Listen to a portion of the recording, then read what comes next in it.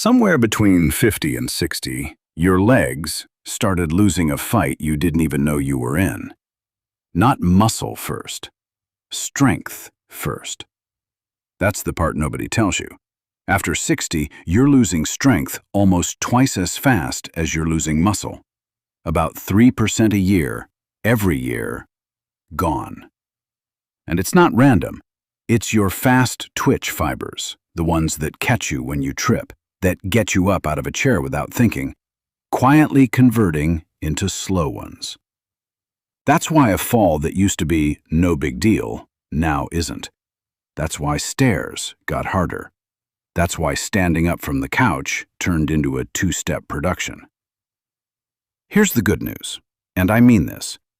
It is not too late, and it doesn't take a gym. 6 moves. Most of them you can do next to a chair.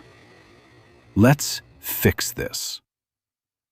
Quick truth before we start, because you need to believe this to actually do it. Studies on strength training in older adults show something wild. People doing simple resistance work 2-3 times a week saw close to a 40% increase in strength. Not in a year, in weeks. Your legs are not done. They're just asleep. Let's wake them up. 1. Sit to stand, the most important one on this list. This is the exercise.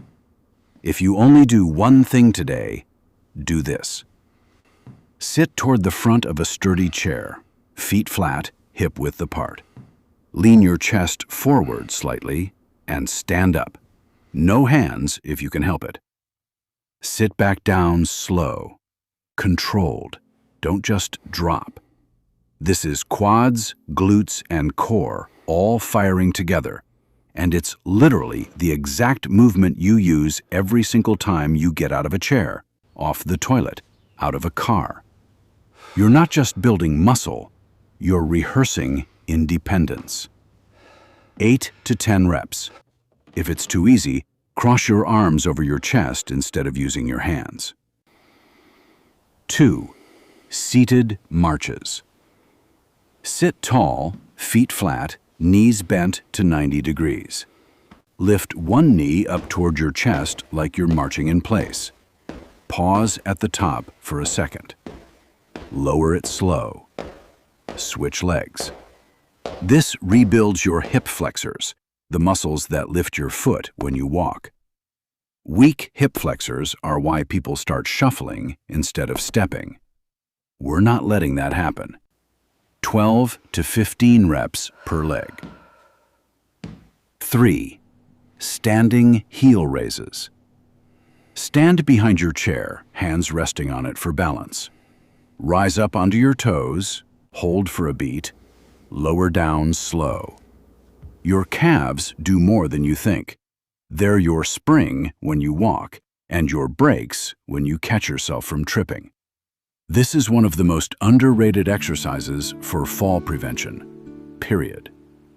12 to 15 reps. 4. Standing hip extensions. Still holding the chair, stand tall. Keeping your legs straight, kick it back behind you, just a few inches, squeeze your glute at the top. Don't lean forward to fake the range. Small and controlled beats big and sloppy. Here's the trick with this one. It works both legs at once. The leg moving builds strength. The leg you're standing on builds stability. 2 for 1. 10 to 12 reps per leg. 5. Single leg balance. Hold the chair with one hand, or no hands if you're steady. Lift one foot slightly off the floor. Hold. That's it. That's the whole exercise. I know it sounds too simple to matter. It matters more than almost anything else on this list.